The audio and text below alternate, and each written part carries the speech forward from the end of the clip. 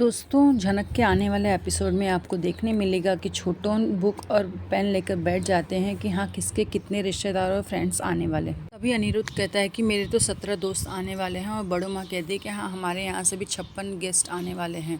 लेकिन अनिरुद्ध की बहन बोलती है कि दादा आपने अपने गेस्ट तो बता दिए लेकिन आप खुद शादी में आने वाले हो क्या। तो अनिरुद्ध बोलता है हाँ छोटोन की शादी है तो मैं क्यों नहीं जाऊँगा शादी में। तो वो बोलती है कि अरे आपकी बीवी प्रेग्नेंट है और आप शादी में डांस करेंगे। तभी अर्शी बोलती है कि अरे अनिरुद्ध क्यों रुकेगा, वो जा सकता है, मेरे पास झनक रहेगी ना मेरा ध्यान रखने के लिए। तभी छोटान बोलता है कि नहीं झनक यहाँ पे नहीं रुकेगी, झनक सिर्फ मेरे लिए यहाँ पे घर में रुकी हुई है, अगर वो हमारी शादी में नहीं आएगी तो ये शादी नहीं होगी। तो अर्शी बोलती है अरे छोटान आपकी शादी तो पहले से ही फिक्स थी और झनक तो अभी इस घर में आई है, उसके आने का तो फिक्स भी नहीं था। वो आपकी शादी में आए या ना आए क्या फ़र्क पड़ता है। लेकिन छोटान बोलता है नहीं वो इस घर में रहती है और मीनू ने भी कहा है कि अगर जब तक वो झनक नहीं आएगी तब तक वो शादी नहीं करेगी। वहीं दूसरी तरफ आपको देखने मिलेगा कि झिमली जब पैसों का बैग लेकर घर से निकलती है तो उसकी माँ पूछती है कि वो कहाँ जा रही है। तो झिमली कहती है माँ आपने ही कहा था ना कि मुझे अपनी पढ़ाई पे ध्यान देना चाहिए, मेरे फ्रेंड्स भी कह रहे हैं तो मैं सोच रहा हूँ कि अपना फाइनल एग्ज़ाम कंप्लीट कर दूँ, इसीलिए कॉलेज जा रही हूँ फॉर्म भरने के लिए। तभी उसकी माँ बोलती है कि बेटा ये सब सुनकर मैं बहुत खुश हूँ, तुझे बदलता हुआ देखकर मुझे अच्छा लग रहा है, तुझे भी समझ जाना चाहिए कि तुझे बदल जाना चाहिए, तेरा फ्यूचर इस लड़के के साथ में नहीं है, वो लड़का तेरे लिए अच्छा नहीं है। तो झिमली कहती है हाँ माँ तो मैं बदलने की कोशिश कर रही हूँ और यह बार बार मत बोला कीजिए, मुझे सुनकर अच्छा नहीं लगता है। झिमली की माँ खुश हो जाती है कि अच्छा हुआ कि मेरी बेटी बदल गई है। वहीं दूसरी तरफ बड़ो माँ अर्शी से कहती है कि अर्शी अगर तुम्हें प्रॉब्लम नहीं है तो मैं तुम्हारा ख्याल रख लूँगी, लेकिन तुम झनक को जाने दो शादी में, आखिर मेरे पास भी तो बच्चे हैं, मैंने भी बच्चों को संभाला है तो मुझे बहुत अच्छे से पता है कि बच्चों को कैसे संभालते हैं। तो अर्शी कहती है नहीं मेरा ध्यान आज तक झनक रखती आई है और उसे बहुत अच्छे से पता है कि मेरा ध्यान कैसे रखते हैं, तो सिर्फ वही मेरा ध्यान रखेगी। वो मेरी बहन है, अगर मेरा ध्यान रख लेगी तो क्या प्रॉब्लम हो जाएगी। और वैसे भी उसे बच्चे संभालने का बहुत एक्सपीरियंस है, उसने गुजरात में भी तो बच्चे संभाले हैं। तभी छोटान अर्शी को बोलता है कि अरे अर्शी तुम तो बहुत ही ज़्यादा सेल्फिश हो, तुमने आज तक जो भी पाया है सब कुछ छीन कर ही पाया है, तुमने अनिरुद्ध को छीन लिया, फिर अनिरुद्ध से तुम्हारा बच्चा होने वाला है, अब तुम ज़बरदस्ती झनक से अपना ख्याल रखवाना चाहती हो। झनक यहाँ पर तुम्हारी मर्ज़ी से थोड़ी ना आई है, वो मेरी मर्ज़ी से आई है, तो जो मैं कहता हूँ वही होगा। तभी बड़ो माँ कहती हैं अरे अर्शी मुझे तुम्हारे बारे में सब कुछ पता है, तुमने क्या चार्ट बनाया हुआ है, तुम्हारा चार्ट मुझे सब कुछ पता है, मैं तुम्हारा ध्यान अच्छे से रख लूँगी। वैसे भी जब झनक तुम्हारे लिए खाना बनाती है तो उस टाइम पे मैं ही तो उसकी हेल्प करती हूँ।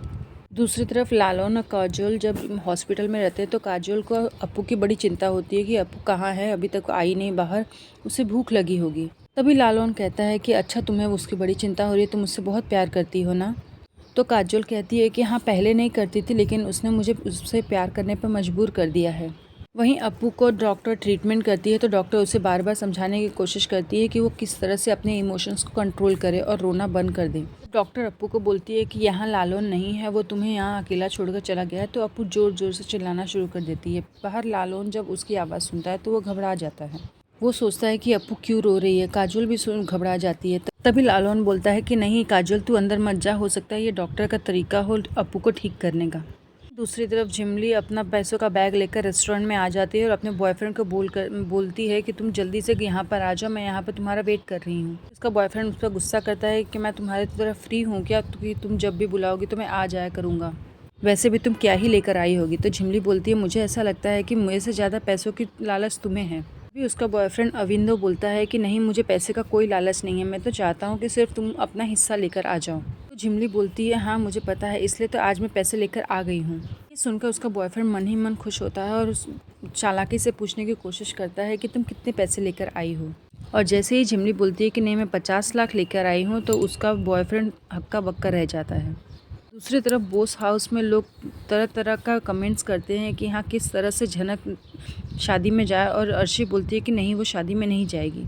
तभी छोटान अर्शी पर गुस्सा करते हैं कि तुम बार बार झनक पर अपना हक क्यों जताते, तुम उसकी कौन हो, ये मेरी शादी है और मैं ही डिसाइड करूँगा यहाँ पर कि किसको आना है मेरी शादी में, किसको नहीं आना है। दूसरी तरफ उसका बॉयफ्रेंड बोलता है कि अच्छा हुआ तुम पैसे लेकर आ गए, अब हम इस पैसे को जल्दी से कहीं सेफ जगह पर रख देंगे। अभी झिमली बोलती है कि क्या हम इससे शॉपिंग नहीं करेंगे, अब तुम तो चाहते थे कि हम इससे शॉपिंग करें ना।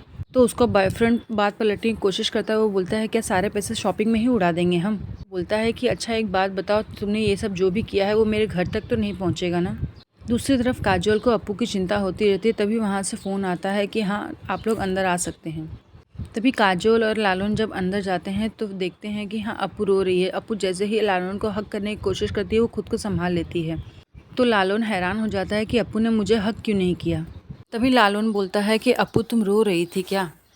तो अप्पू बोलती है नहीं मैं रो नहीं रही थी। तो लालन बोलता है अच्छा चलो घर पर चलते हैं। तो जैसे वो हाथ पकड़ने की कोशिश करता है तो अप्पू कहती है नहीं मुझे तुम्हारा हाथ नहीं पकड़ना, डॉक्टर आंटी ने कहा है कि अब मुझे बड़ा होना है तो मुझे अकेले ही चलना पड़ेगा। तभी लालन बोलता है तो चुप हो जा, अब तो तुझे भूख लगी होगी ना, तू खाना खा ले। तो वो बोलती है कि नहीं मुझे भूख नहीं लगी है। दूसरी तरफ छोटान बोलता है कि नहीं मीनू चाहती है कि ये शादी में आए, अगर ये शादी में नहीं आएगी तो शादी नहीं होगी।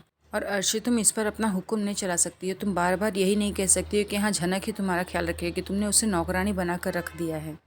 तभी अर्शी बोलती है झनक मेरी बहन है, अगर वो मेरा ख्याल रख लेगी तो क्या फ़र्क पड़ जाएगा। तो झनक चिढ़कर बोलती है एक मिनट अर्शी दीदी, कभी आप मुझे बहन मान लेती है, कभी आप मुझे पहचानने से इनकार कर लेती हैं, कभी आप मुझे नौकरानी बना देती हैं, ये खेल कब तक चलता रहेगा।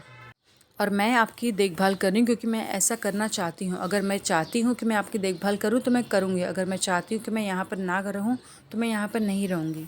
वहीं दूसरी तरफ लालन अप्पू को समझाने की कोशिश करता है कि अप्पू तू जैसा चाहे वैसे रह सकती है, अगर तुझे ये सब नहीं करना तो तू मत कर। अभी अप्पू बोलती है नहीं मेरे दिल में बहुत दर्द हो रहा है, लेकिन डॉक्टर आंटी ने मना किया है कि नहीं अपने इमोशंस को कंट्रोल करना है, तो मैं नहीं रहूँगी अब।